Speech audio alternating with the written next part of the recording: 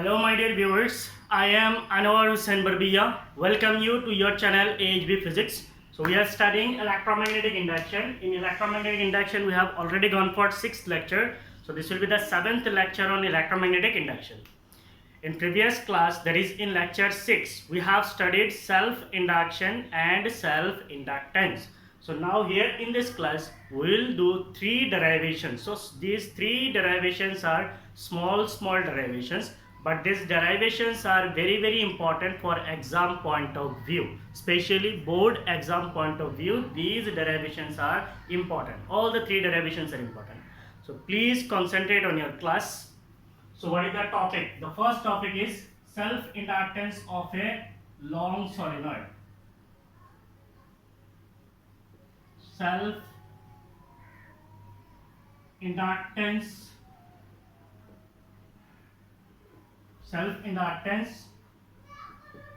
of a long solenoid. So the topic is self-inductance of a long solenoid. So what is the topic? The topic is how to find the self-inductance of a solenoid. Solenoid का self-inductance को कैसे निकाला जाता है? If we consider that we have a solenoid, say this is a solenoid. Solenoid थोड़ा छोटा हो गया, थोड़ा बड़ा कर लेते हैं. Say we have a solenoid. ये जो है एक solenoid है.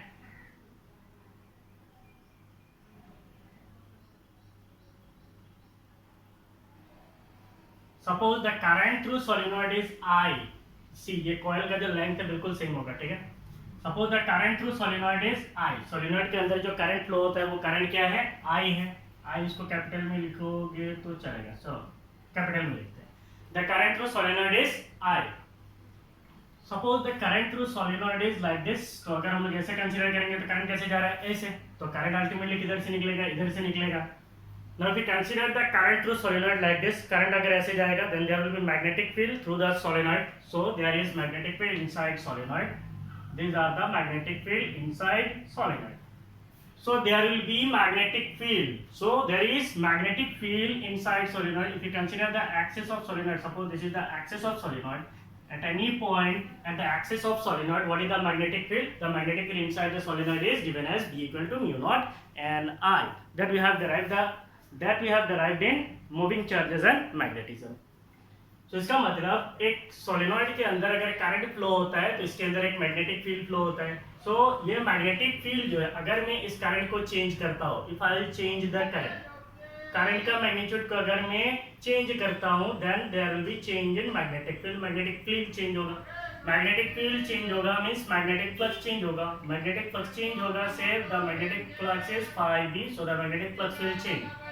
So due to change in magnetic flux, there will be an EMF in the coil. That EMF we call it as back EMF.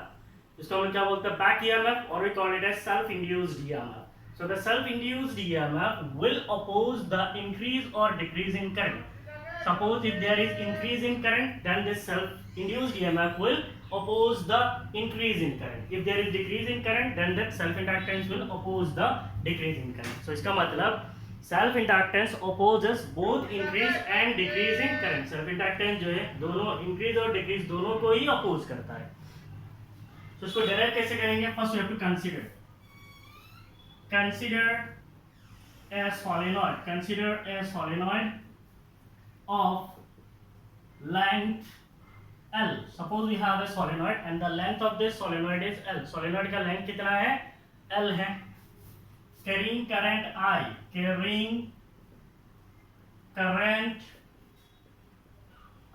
मान लीजिए इसके अंदर से करंट गुजरता है. That current is I. Consider a solenoid of length L carrying current I with number of turns per unit length. Number of turns per unit length, say it is small n. So what is number of turns per unit length? Number of turns per unit length, that is small n, is equal to capital N divided by L. Number of turns is defined as total number of turns per unit length. So what is this? Capital N, where capital N is total number of turns,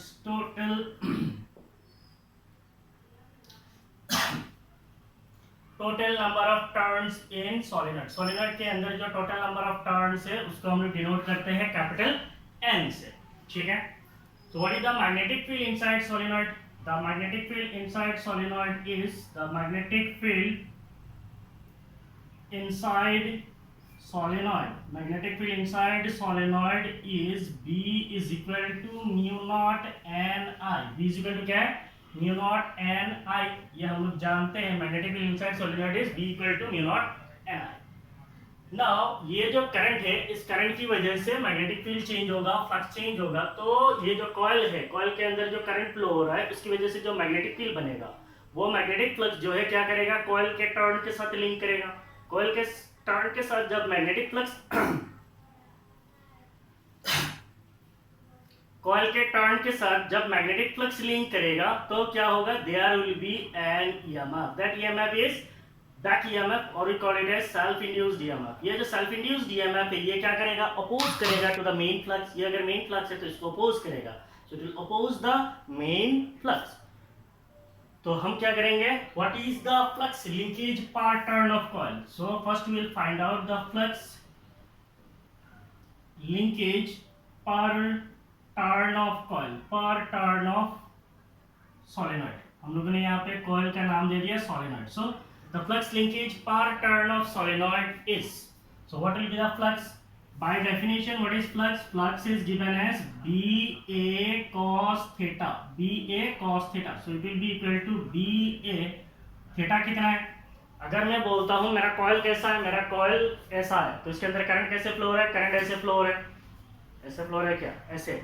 तो मान लीजिए current कैसे flow हो रहा है, ऐसे flow हो रहा है। तो अगर मैं बोलता हूँ कॉइल का प्लेन, तो कॉइल का प्लेन कैसे आएगा, ऐसे। मैग्नेटिक फील्ड कैसे आ रहा है, ऐसे। एरिया वेक्टर कैसा है, ऐसा। कॉइल का प्लेन के साथ area vector magnetic field they are in the same direction. Magnetic field area vector they are in the same direction. Theta कितना है, थीटा इज 0 डिग्री। अगर थीटा 0 होगा then it will be BA। What is B? B is mu naught n I, A is pi r square, area is pi r square, क्योंकि circular है so it is area, area is pi r square. सो हमने क्या निकाला, flux linkage per turn of solenoid is, एक turn का flux निकाला है। So what will be the total flux linkage, total flux linked with solenoid, total flux linked with solenoid is, total flux linked with solenoid is, अगर मैं बोलता हूँ phi total, so total magnetic flux we are finding, so it will be equal to NBA। यहाँ पे हमने कितना turn के लिए निकाला, एक टर्न। यहाँ पे हम लोग क्या करेंगे, कैपिटल N से मल्टीप्लाई करेंगे तो टोटल फ्लक्स निकल जाएगा। सो कैपिटल N क्या होता है, capital N is NL, so this is your capital N। B it is mu naught n I and area it is pi r square। तो हमें क्या मिलेगा, हमें मिल जाएगा mu naught n square pi r square L, mu naught n square pi r square L। So this is the total flux linked with the solenoid।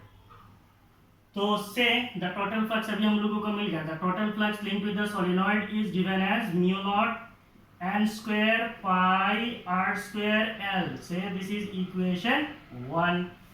Next we can define magnetic flux in terms of self inductance। Magnetic flux in terms of self inductance is, magnetic flux in terms of self inductance, magnetic flux in terms of self inductance is phi। What is this magnetic flux? Magnetic flux is given as Li। ये relation हमने कहाँ से पढ़ा है, last class में हम लोगों ने पढ़ा है।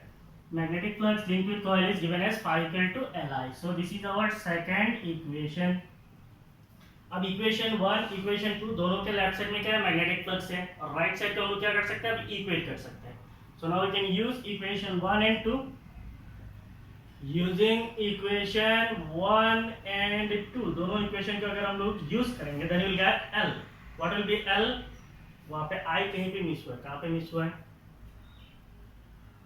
B equal to mu naught N I pi r square. So phi B is NBA, N is NL, mu naught N I pi r square L. तो यहाँ पे I आएगा ना, I कहाँ गया? I should be there. So there is I.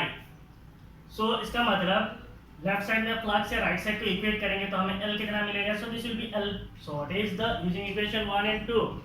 We have L is equal to mu naught N square pi r square L, N square pi r square L. So this is the self inductance.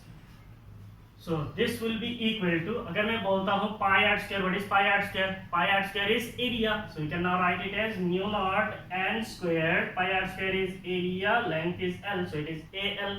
Now area of cross section multiplied by the length of solenoid. Area of cross section multiplied by the length of solenoid, it will be volume. तो अगर इन terms of कोई अगर volume लिखेगा तो हम लोग लिख सकते हैं mu naught N square V, ठीक है, pi r square area multiplied by length. So area multiplied by length of solenoid will give us volume. तो ये तीनों एक्सप्रेशन है in terms of length, in terms of area, in terms of volume, ठीक है. तो ये तीनों expression use होता है आपको कहाँ पे? न्यूमेरिकल सॉल्विंग में. Now if we consider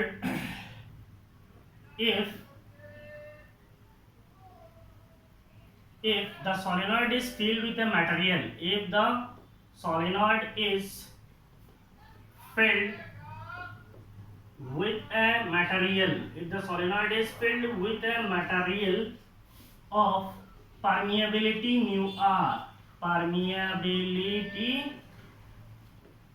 mu r, then if the solenoid is filled with a material of permeability mu r, then means इसका मतलब क्या है?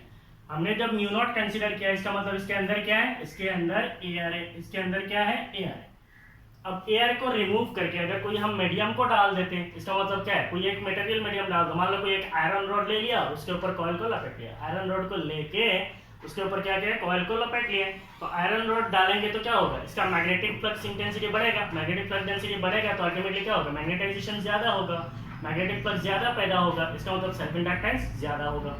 So if the solenoid is filled with a material of permeability mu r, then self inductance L will be equal to mu naught mu r pi r square L. So self inductance will change like this. In terms of area लिखेंगे then it will be mu naught mu r pi r square. अब pi r square नहीं आएगा, area and length है.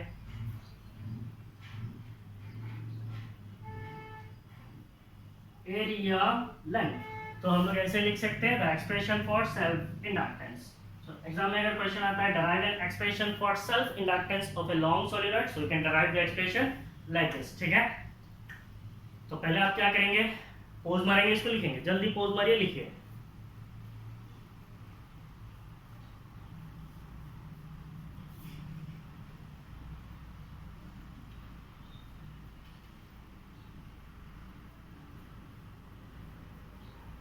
इसके बाद इसके ऊपर question आता है कभी कभी, what are the factors on which self inductance of a coil depends? What are the factors on which the self inductance of a coil depend?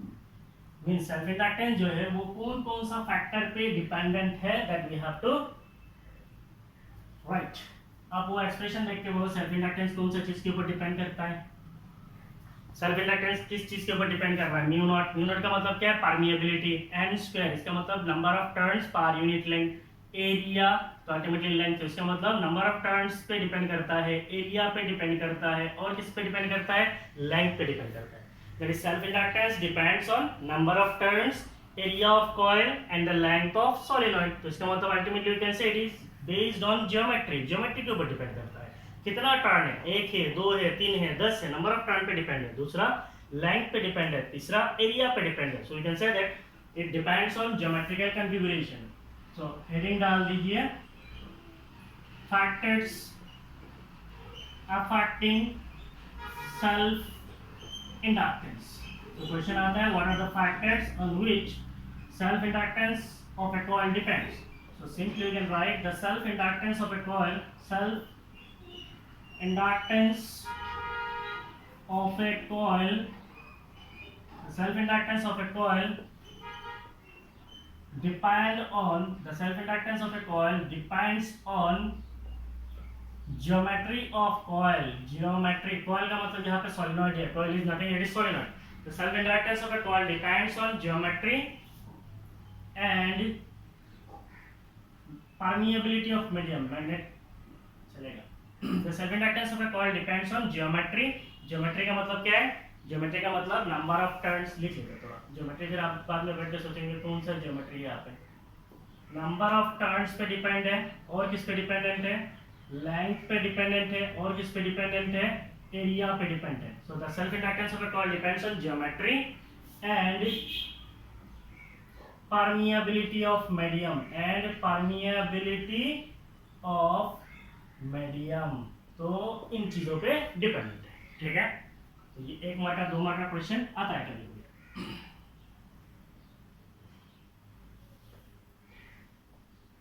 So this is about the expression of self inductance। उसके बाद हम लोग derive करेंगे the energy stored in inductor। उसके बाद हम लोग पढ़ेंगे मैग्नेटिक एनर्जी डेंसिटी और energy density in magnetic field. तो ये 3 डेरिवेशन है, तीनों डेरिवेशन बहुत ज्यादा इंपॉर्टेंट है एग्जाम के लिए। अब जल्दी पोज मारिए, जल्दी लिखिए। Question is what are the factors affecting self inductance. Self inductance कौन कौन सा फैक्टर्स पे अफेक्ट करता है। सेल्फ इंडक्टेंस जो है वो कॉइल का ज्योमेट्री पे डिपेंड करता है। ज्योमेट्री का मतलब नंबर ऑफ टर्न्स है, लेंथ ऑफ कॉइल है, एरिया ऑफ कॉइल, इन पे डिपेंड करता है। और परमिएबिलिटी ऑफ मीडियम, जो मीडियम सोलेनॉइड के अंदर है उसका परमिएबिलिटी पे भी डिपेंड करता है सेल्फ इंडक्टेंस, ठीक है। Then number 2, energy stored in inductor. The topic is energy stored in inductor, energy stored in inductor। इसके अंदर क्वेश्चन आ सकता है derive an expression for energy stored in an inductor। तो कॉन्सेप्ट ये है कि ये एनर्जी जो है, एनर्जी का मतलब क्या है, मीन्स ये इंडक्टर है, इसके अंदर एनर्जी कहाँ से आएगा, क्यों आएगा, तो इन पे एक सवाल है। सबसे पहला चीज है, आप इलेक्ट्रिकल डिवाइसेस के बारे में जानते हो। सी मैं कभी कभी कुछ चीज आपको पढ़ाता हूँ, आप नोट डाउन करके रख लेना, आपको काम आएगा, ठीक है। अब मान लीजिए इस डेरिवेशन के अंदर अभी मैं कुछ बोलूंगा, तो इन सारे चीज को डेरिवेशन के अंदर पे नहीं लिखना है, ये आपको अलग से शॉर्ट नोट बना के रख लीजिए, आपको काम आएगा, ठीक है। अगर मैं बोलता हूँ electrical device, what are the electrical devices. The electrical devices that we have basically are resistor. सबसे पहले क्या आता है, रेजिस्टर आता है। उसके बाद क्या आता है, इंडक्टर आता है, कैपेसिटर आता है। मींस हमने पढ़ा है रेजिस्टर कहाँ पे पढ़ा है, करंट इलेक्ट्रिसिटी में। फिर आता है कैपेसिटर, मान लो व्हाट इज कैपेसिटर। कैपेसिटर आता है इलेक्ट्रोस्टैटिक्स में, हमने पढ़ा है। अभी हम नया नाम सुन रहे हैं इंडक्टर। तो ये 3 इलेक्ट्रिकल डिवाइस होता है। रेजिस्टर का इलेक्ट्रिकल प्रॉपर्टी का नाम क्या है, रेजिस्टर का इलेक्ट्रिकल प्रॉपर्टी का नाम है रेजिस्टेंस। कैपेसिटर का इलेक्ट्रिकल प्रॉपर्टी का नाम क्या है, कैपेसिटेंस। इंडक्टर का इलेक्ट्रिकल प्रॉपर्टी का नाम क्या है, इंडक्टेंस, ठीक है। इलेक्ट्रिकल प्रॉपर्टी हो गया। फिर रेजिस्टर का सिंबल क्या होता है, रेजिस्टर का सिंबल होता है ऐसे, ये हमने देखा है बचपन से। कैपेसिटर का सिंबल कैसा होता है, ये होता है कैपेसिटर का सिंबल। इंडक्टर का सिंबल क्या होता है, इंडक्टर का सिंबल होता है ऐसे, कॉइल का शेप का। अब इनका सिंबॉलिक रिप्रेजेंटेशन क्या होता है, रेजिस्टर का सिंबॉलिक रिप्रेजेंटेशन कैपिटल आर है, कैपेसिटेंस का सिंबॉलिक रिप्रेजेंटेशन सी है, रेजिस्टेंस का सिंबॉलिक रिप्रेजेंटेशन कैपिटल आर है, कैपेसिटेंस का सिंबॉलिक रिप्रेजेंटेशन कैपिटल सी है, इंडक्टर का सिंबॉलिक रिप्रेजेंटेशन कैपिटल एल है, ठीक है। इंडक्टेंस का नाउ रेजिस्टेंस का एसआई यूनिट क्या होता है, ओम। सिंबल क्या है हमें पता है। कैपेसिटर का एसआई यूनिट क्या होता है, एसआई यूनिट होता है फैराड, इसका सिंबल क्या होता है, कैपिटल एफ। इंडक्टेंस का एसआई यूनिट क्या होता है, एसआई यूनिट होता है हेनरी, सिंबल क्या है, कैपिटल एच है। तो ये तो हमें पता है, बेसिक्स है। रेजिस्टर है, कैपेसिटर है, इंडक्टर है। रेजिस्टर का प्रॉपर्टी रेजिस्टेंस, कैपेसिटर का प्रॉपर्टी कैपेसिटेंस, इंडक्टर का प्रॉपर्टी इंडक्टेंस। रेजिस्टर का सिंबल, कैपेसिटर का सिंबल, इंडक्टर का symbol. Resistance R, capacitance C, inductance L. SI unit हमें पता है। रेजिस्टेंस क्या करता है, resistance it dissipates electrical energy. Resistance जो है it dissipates electrical energy in the form of heat. Electrical energy in the form of heat. Resistor जो है ये क्या करता है, इलेक्ट्रिकल एनर्जी को डिसिपेट करता है, उड़ाता है, एनर्जी को उड़ाता है। कैसे उड़ाता है, in the form of hit, heat बना के उड़ा देता है। कैपेसिटर क्या करता है, capacitor stores electrical energy, capacitor stores electrical energy, capacitor stores electrical energy in the form of electric field, in the form of electric field। ये आप लोगों ने कहाँ पे पढ़ा है, electric field energy stored in capacitor. That is आपने जो कैपेसिटर में डेरिवेशन पढ़ा था नहीं पढ़ा था, क्या पढ़ा था, एनर्जी स्टोर्ड इन कैपेसिटर, वही है। कैपेसिटर क्या करता है, इलेक्ट्रिकल एनर्जी को स्टोर करता है। कैसे स्टोर करता है, इलेक्ट्रिक फील्ड के रूप में। इंडक्टर क्या करता है, it also stores electrical energy, it stores electrical energy, it stores electrical energy in the form of magnetic field, in the form of magnetic field। capacitor stores electrical energy in the form of electric field, inductor stores electrical energy in the form of magnetic field। तो इससे आपको एक idea तो आ गया, हमारा जो electrical devices है इसमें से खाली रेजिस्टर ही क्या करता है, इलेक्ट्रिकल एनर्जी को डिसिपेट करता है। इंडक्टर और कैपेसिटर ये दोनों क्या करता है, इलेक्ट्रिकल एनर्जी को स्टोर करता है। कैपेसिटर इलेक्ट्रिकल एनर्जी को कैसे स्टोर करता है, इलेक्ट्रिक फील्ड एनर्जी के रूप में। इंडक्टर इलेक्ट्रिकल एनर्जी को कैसे स्टोर करता है, इंडक्टर इलेक्ट्रिकल एनर्जी को स्टोर करता है मैग्नेटिक फील्ड एनर्जी के रूप में। मींस कैपेसिटर के अंदर इलेक्ट्रिक फील्ड एनर्जी जो स्टोर होता है उसका रूप कैसा है, इलेक्ट्रिक फील्ड के रूप में होता है। और इंडक्टर के अंदर पे जो इलेक्ट्रिकल एनर्जी स्टोर होता है उसका रूप कैसा होता है, मैग्नेटिक फील्ड के रूप में होता है। ठीक है, आप पोज मारेंगे और इसको लिखेंगे, और ये मींस एक इंपॉर्टेंट नोट है, आपको हमेशा याद रहना चाहिए। ठीक है, इलेक्ट्रिकल डिवाइसेस में खाली एक ही डिवाइस है जो इलेक्ट्रिकल एनर्जी को उड़ाता है, वो है रेजिस्टर। बाकी दोनों क्या करता है, इलेक्ट्रिकल एनर्जी को स्टोर करता है।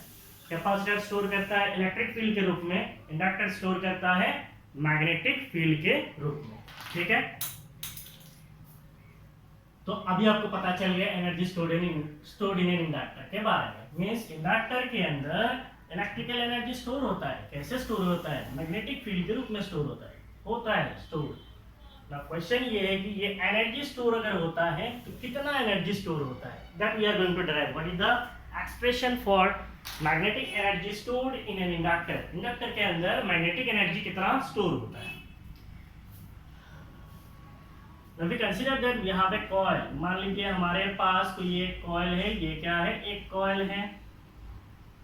अब इस कॉइल के अंदर से अगर करंट इंक्रीज करता है या डिक्रीज करता है, उसके लिए हमने एक सिंपल सर्किट कंसीडर किया था। मान लीजिए वी हैव अ रेजिस्टर, इस रेजिस्टर को हम लोग क्या बोलते हैं, इट इज वेरिएबल रेजिस्टेंस है, और इसका नाम क्या होता है, रियोस्टेट। अगर हम लोग बोलते हैं यहाँ पे कोई एक बैटरी है, से दिस इज अ बैटरी, और यहाँ पे कोई एक की है, तो की बेसिकली सर्किट को ऑन ऑफ करने के लिए यूज होता है। तो दिस इज द की। ये हो गया आपका बैटरी से, potential difference of battery is V। और ये क्या है, ये हो गया हमारा रियोस्टेट। ये क्या है, रियोस्टेट है। तो इससे पहले वाला लेक्चर में हमने पढ़ा है, अगर रियोस्टेट को इधर लाते हैं तो करंट डिक्रीज होता है, क्योंकि करंट I इक्वल टू क्या होता है, V/R होता है। इसका मतलब नो, रेजिस्टेंस को जब डिक्रीज करते हैं तो करंट इंक्रीज होता है। इसका मतलब इसको इधर लाने से कम रेजिस्टेंस कनेक्ट होता है सर्किट पे, तो रेजिस्टेंस कम है, करंट ज्यादा होता है। इसको अगर उधर लेके जाते हैं तो क्या होता है, करंट इंक्रीज होता है। तो इसका मतलब देयर इज इंक्रीज और decrease in current. Whenever there is any increase or decrease in current in a coil or circuit, then there is magnetic flux change। तो क्या होता है, मैग्नेटिक फ्लक्स चेंज होता है। Due to magnetic flux change in the coil and EMF is induced in the coil. That EMF is called back EMF, and that back EMF opposes the cause of current। Means current जो increase हुआ उसको oppose करेगा, अगर current decrease होता है तो उसको भी oppose करेगा। तो back EMF opposes any increase or decrease in current in the coil or circuit। coil या circuit पे कोई भी अगर करंट इंक्रीज होता है या फिर डिक्रीज होता है, दोनों को ही अपोज करता है बैक ईएमएफ। तो simply we can say that self inductance plays the role of inertia. Self inductance plays the role of inertia. Self inductance क्या करता है, इनर्शिया का रोल प्ले करता है। It is the It is the electromagnetic. It is the electromagnetic analog of mass in mechanics. It is the electromagnetic analog of mass in mechanics. तो mechanics में जो मास role play करता है, self inductance जो है electromagnetics पे वही role play करता है। मास जो रोल प्ले करता है, इसका मतलब क्या है? मान लीजिए आपके पास कोई एक 10 ग्राम का बॉल है। इस 10 ग्राम का बॉल को आप क्या कर सकते हैं? आसानी से छोड़ सकते हैं, बहुत दूर जाके गिरेगा। और अगर मान लीजिए वहाँ से कोई कैच लेता है तो उस 10 ग्राम का बॉल को इजीली कोई कैच भी ले सकता है। मान लीजिए उसी जगह पे अगर मैं आपको देता हूँ 1 किलोग्राम का बॉल, 1 केजी का बॉल, वो 1 केजी का बॉल को आपको उसको मीन्स मान लीजिए 10 मीटर दूर फेंकना है, then you have to use lots of energy to throw it. और वहाँ पे अगर कोई इंसान अगर खड़ा है, वो 1 किलोग्राम का बॉल को अगर पकड़ने की कोशिश करेगा तो क्या हो सकेगा? मीन्स पकड़ लिया तो पकड़ लिया, छूट गया तो क्या होगा? You know it very well. ठीक है, तो वही है। तो इसका मतलब मास अगर कम होता है then it is easy to accelerate as well as it is easy to decelerate. अगर मास कम होता है तो एक्सेलरेशन एंड डीएक्सेलरेशन दोनों आसान होता है। और अगर मास ज़्यादा होता है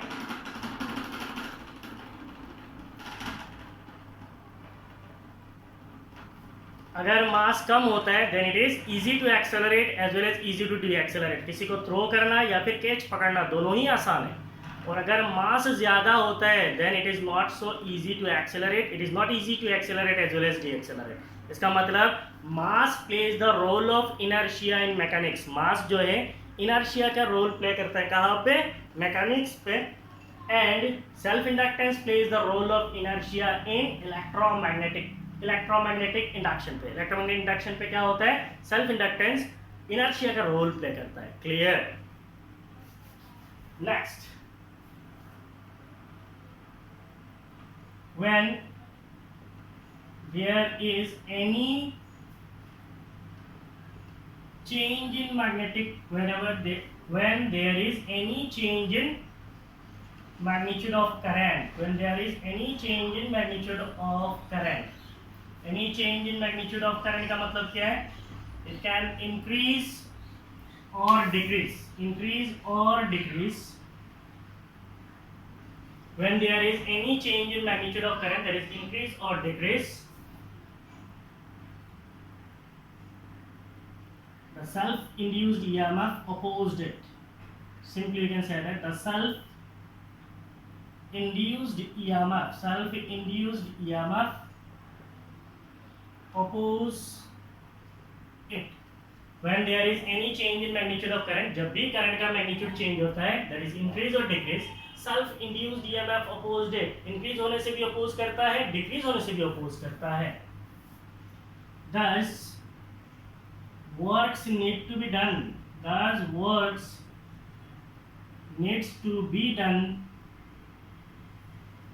to establish a current in the circuit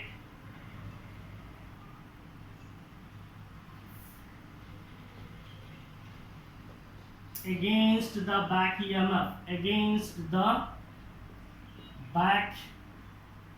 EMF। इसका मतलब क्या है? work needs to be done to establish a current in the circuit against the back EMF। इसका मतलब है जब भी कोई करंट फ्लो होता है बैक EMF आ जाता है। करंट इंक्रीज होता है तो बैक EMF अपोज करता है। करंट अगर डिक्रीज होता है तो भी बैक EMF क्या करता है? अपोज करता है। Thus work needs to be done, इसीलिए हमें काम करना पड़ता है to establish a current, एक करंट को एस्टेब्लिश करने के लिए in the circuit against the back EMF। तो बैक EMF ऐसे धक्का दे रहा है, इसका मतलब तो ये करंट को अगर आपको फ्लो करना है तो establish A current in the circuit, तो आपको क्या करना पड़ेगा? वर्क करना पड़ेगा, नहीं तो ये करंट फ्लो ही नहीं होगा, बिकॉज बैक EMF उसको धक्का देते ही रहेगा। तो बैक EMF धक्का दे रहा है, करंट को एस्टेब्लिश करने के लिए आपको क्या करना पड़ेगा? Work needs to be done. और वर्क डन करेंगे then there will be energy. और वो एनर्जी किसमें स्टोर हो जाता है? इस इंडक्टर के अंदर। कैसे स्टोर हो जाता है? In the form of magnetic field. So simply you can say that this work done is stored as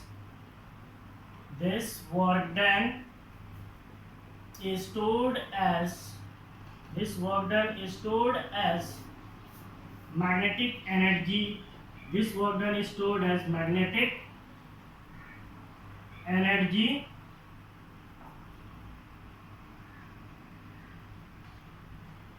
in the coil. Thus work needs to be done to establish a current in the circuit against the back EMF. Back EMF oppose करता है, आपको काम करना पड़ता है उसको opposition को oppose करने के लिए. This work done is stored as magnetic energy in the coil. तो जो आप काम करते हो करंट को establish करने के लिए वही काम जो है पोटेंशियल एनर्जी में स्टोर हो जाता है. इसके अंदर पोटेंशियल एनर्जी में स्टोर हो जाता है. कैसे स्टोर होता है? In the form of magnetic field.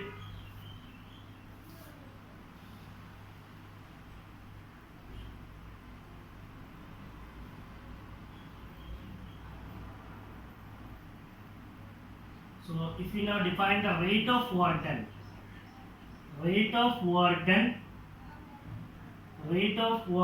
to establish a current,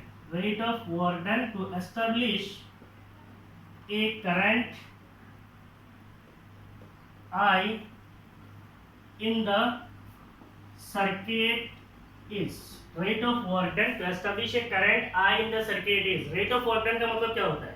Power. What is power? Power is defined as the time rate of change of work done. किस रेट पे work done होता है उसको हम क्या बोलते हैं? Power बोलते हैं. इसका मतलब dW by dt is actually the power. And what is power? Power is VI. तो यार अगर हम लोग बोलेंगे the self induced EMF E multiplied by क्या होगा? I होगा.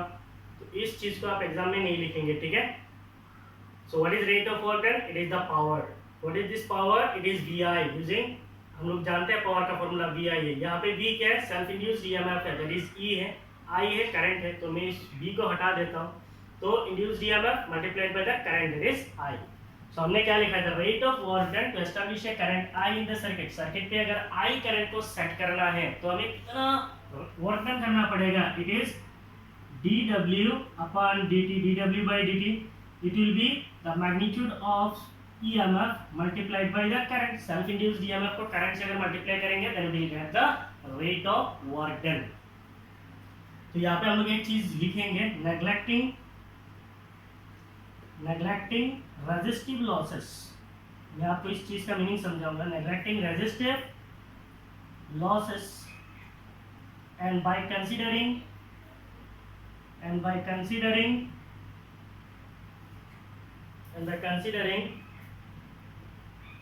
only inductive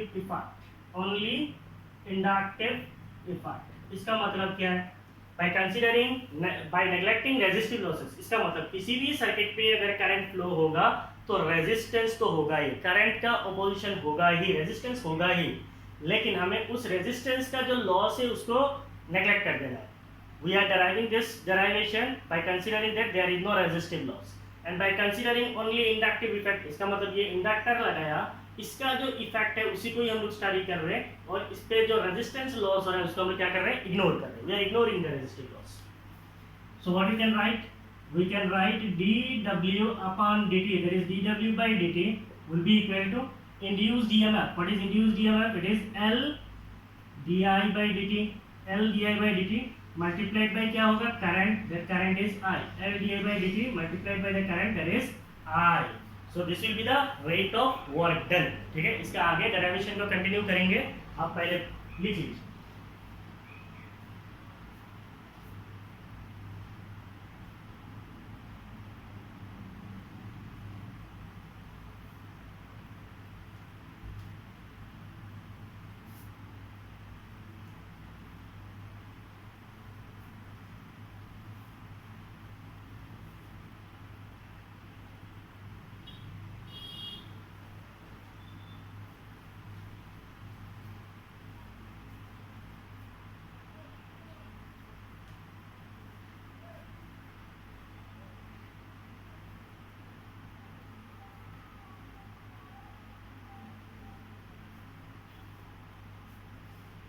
ना इधर dt है इधर dt है तो कैंसिल हो जाएगा. तो आपको क्या मिलेगा? You will gate dw is the small work done will be equal to LIDI. ठीक है. तो अभी हम लोग क्या करेंगे? the total amount of work done और total work done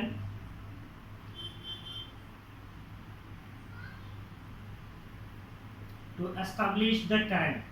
Total work done to establish the current is total work done to establish the current is total work done क्या होगा W. It will be integration of dW. Total work done is W. It will be integration of dW. It will be equal to integration of Li di.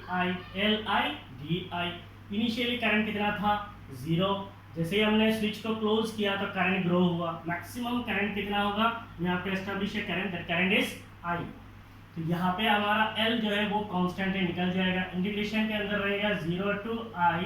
Integration के अंदर क्या है I di. और आपको पता है इंटीग्रेशन ऑफ dx, अगर मैं बोलता हूँ इंटीग्रेशन ऑफ x dx तब क्या होता है, it is x power 1 plus 1 divided by 1 plus 1. जिनको इंटीग्रेशन पता है उनके लिए बिल्कुल नहीं है. सो इट विल बी क्या हो जाएगा x स्क्वायर डिवाइडेड बाय 2. इसका मतलब इंटीग्रेशन ऑफ I di मुझे क्या मिलेगा I स्क्वायर बाय 2. इसका मतलब क्या मिलेगा, मुझे मिलेगा L I square divided by 2. L I square divided by 2. Lower limit 0, upper limit I, तो लिमिट सब्स्टिट्यूट करने से क्या मिलेगा L I square by 2. So this is the work done in establishing the current I. और हमें पता है by definition current को एस्टैब्लिश करने के लिए जो हम वर्क डन करते हैं, that work done is stored as potential energy or the magnetic energy inside solenoid. So we can simply say that this work done is stored as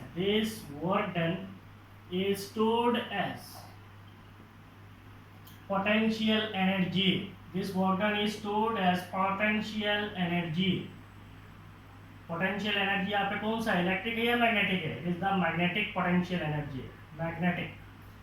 This work done is stored as potential energy inside solenoid. solenoid के अंदर का potential energy के रूप में store हो जाता है. Therefore potential energy U will be equal to half L I square. Potential energy U will be equal to half L I square. So this is the expression for magnetic field energy inside solenoid. solenoid के अंदर का magnetic field energy का expression ये होता है. ठीक है, तो आप जल्दी पोज मारिए, लिखिए.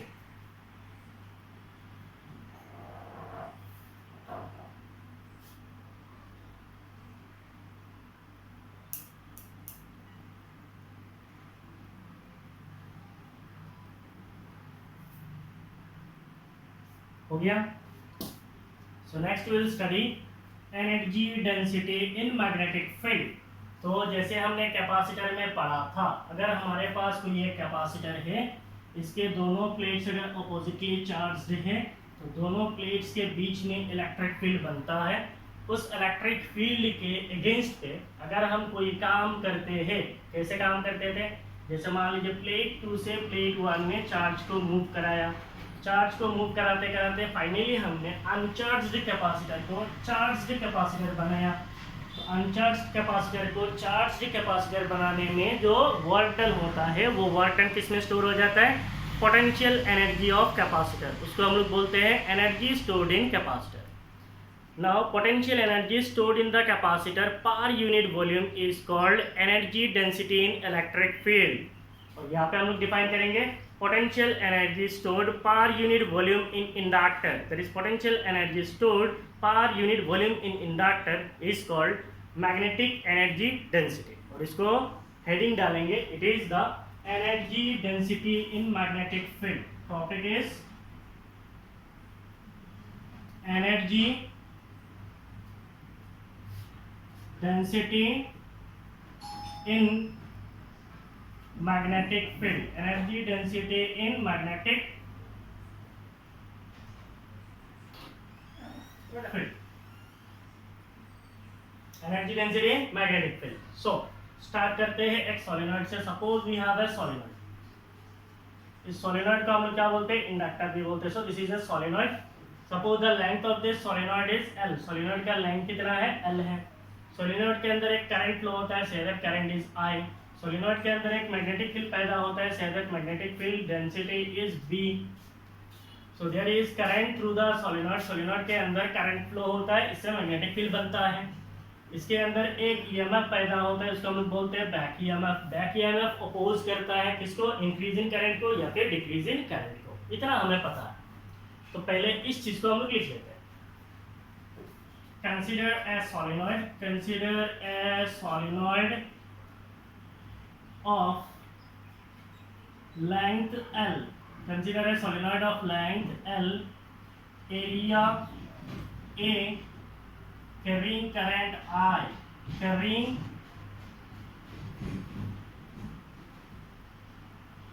current I. इसके अंदर करंट फ्लो होता है, the current is I. Let small n is the number of turns per unit length. Number of turns per unit length. Number of turns per unit length. Small n जो है ये number of turns per unit length है, और small n is equal to क्या होता है, capital N divided by L होता है, ये हमें पता है. Small n is capital N divided by L. Number of turns per unit length. यहाँ तक हमें पता है. What is the magnetic field inside solenoid? Magnetic field inside solenoid is what is the magnetic field inside solenoid? It is B equal to mu naught and I. ये हमें पता है. What is the inductance of solenoid और inductance of coil भी बोल सकते हैं. Inductance of solenoid बोला है. So what will be the inductance of solenoid या फिर inductance of coil? Inductance of solenoid और inductance of coil को अगर हम लोग बोलते हैं L, then it is equal to, थोड़ा पहले हमने डिराइव किया, it is mu naught n square pi r square L. So this is the inductance of coil or solenoid. What is the magnetic energy stored in solenoid? Magnetic energy stored in solenoid. Magnetic energy stored in solenoid is U. Magnetic energy stored in solenoid is half L I square. Half L I square. So it is half L is mu naught n square pi r square L. Half L I square. So इसका मतलब mu naught n square pi r square L हो गया, और I square तो I square रहेगा. Now this magnetic energy stored in inductor can be written as, अगर मैं लिखता हूँ 1/2 mu naught, इधर अगर मैं लिख लेता हूँ mu naught n I whole square. n square है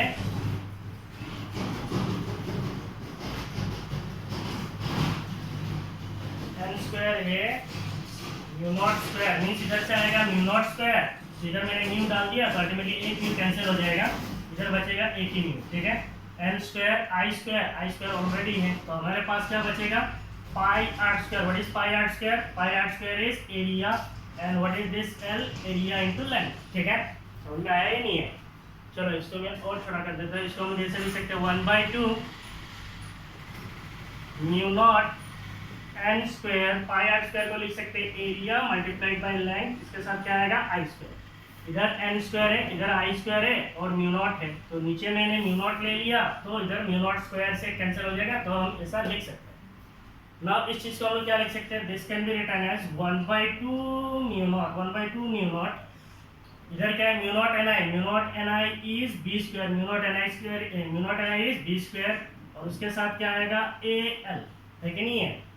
now this can be written as 1/2 mu naught b square al, area multiplied by length, area of cross section of solenoid multiplied by the length of solenoid. It is the volume of solenoid. It is the volume of solenoid. तो इसका मतलब capital U is the magnetic energy stored in solenoid. It is given as 1/2 mu naught. इधर क्या होगा, b square v. Now if you want to find out the magnetic energy density, जैसे वहाँ पे हमने निकाला था electric field energy density in capacitor, क्या निकाला था, potential energy stored per unit volume. एक यूनिट वॉल्यूम में कितना पोटेंशियल एनर्जी स्टोर्ड होता है उसको हम बोलते थे electric potential energy stored per unit volume. That is electric field energy density. यहाँ पे क्या होगा, मैग्नेटिक फील्ड एनर्जी डेंसिटी. तो इस इंडक्टर के अंदर कितना मैग्नेटिक फील्ड का एनर्जी स्टोर होता है एक यूनिट वॉल्यूम में, इसका मतलब 1 मीटर क्यूब वॉल्यूम में, इसको बोलते हैं हम लोग magnetic energy density. So what is the magnetic energy density? Magnetic energy density. Magnetic energy density को हम लोग सिंबॉलिकली कैसे लिखते हैं, small u. Magnetic energy density को लिखते हैं small you, it is total energy per unit volume, total energy divided by volume. Total energy की तरह कितना है डिवाइडेड बाय वी करेंगे तो वी कैंसिल हो जाएगा, तो हमारे पास क्या बचेगा 1/2 mu naught, 1/2 mu not d square.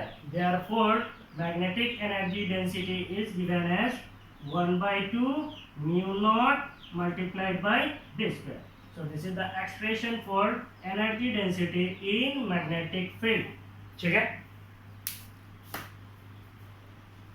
So this is all about today's class. In today's class we have studied inductance of solenoid. Then we have studied energy stored in inductor. उसके बाद हमने पढ़ा है energy density in magnetic field. ठीक है? तीनों derivation छोटा छोटा है, पर this derivations are very important for exam point of view. ठीक है, तो आप अच्छी तरीके से इन डेरिवेशन को प्रैक्टिस करेंगे, सीखेंगे। मैंने बहुत बार पढ़ाया, इसीलिए मान लीजिए मेरे से जल्दी जल्दी होता है, आपको कंफ्यूज होगा कौन सा स्टेप कहाँ पे यूज करना है, ये बेसिकली होता है। ठीक है, तो आप सब मेरा वीडियोस देखते हो, you all are my students. तो आपको एक मैसेज देना है, एक टीचर जो है वो फेमस बनता है उसका स्टूडेंट्स की वजह से। ठीक है, टीचर्स का जो दुनिया है ये बिल्कुल अलग है, बिल्कुल अलग है। कभी कभी ऐसा होता है कि टीचर्स को जो है अपना खुद का घर से ही गाली सुनना पड़ता है। ऐसे कुछ इंस्टेंस आता है जहाँ पे खुद के घर से ही गाली सुनना पड़ता है। ठीक है, लेकिन टीचर जिंदा रहता है उसका स्टूडेंट्स की वजह से। अगर मान लीजिए आपको मैं पढ़ा रहा हूँ, आपको बहुत अच्छा रिजल्ट आता है, वेरी गुड रिजल्ट्स, तो लोग क्या बोलेंगे, अनवर सर ने पढ़ाया था, स्टूडेंट्स का रिजल्ट अच्छा हुआ, दैट मीन्स मेरा पहचान स्टूडेंट की वजह से। अब मान लीजिए मैं पढ़ाता हूँ और स्टूडेंट फेल मार जाते, तब क्या बोलेंगे, अनवर सर ने पढ़ाया था, देखो सब फेल हो गया। इसका मतलब स्टूडेंट का, टीचर का जो आइडेंटिटी है वो स्टूडेंट का परफॉर्मेंस के ऊपर डिपेंडेंट है। मैं अपनी तरफ से दिल से कोशिश कर रहा हूँ मेरे सारे स्टूडेंट्स का अच्छा हो। ठीक है, और आप अपनी तरफ से बिल्कुल मन लगा के पढ़िए। ठीक है, आप मन लगा के पढ़ेंगे तो दुनिया में सब पढ़ सकते, कोई प्रॉब्लम नहीं है, पढ़ना ही तो है। अच्छी तरीके से सुनना मेरे लेक्चर्स को, हो जाएगा, बोर्ड लेवल का तो कुछ दिक्कत नहीं होगा। ठीक है, तो ये मैसेज के बाद अब एक मैसेज और है, आप मेरा वीडियोस को देख रहे हो, वेरी गुड, आप मुझे लाइक करते हो, वेरी गुड। आप मेरे लिए काम करना, you have to share my videos to your friends and relatives who are in need of physics. जिनको भी मेरे वीडियोज़ की ज़रूरत पड़ेगा, आपको अगर लगता है कोई ज़रूरतमंद है, you can share my videos. ठीक है, thank you for watching my videos, thank you, bye bye, have a great day।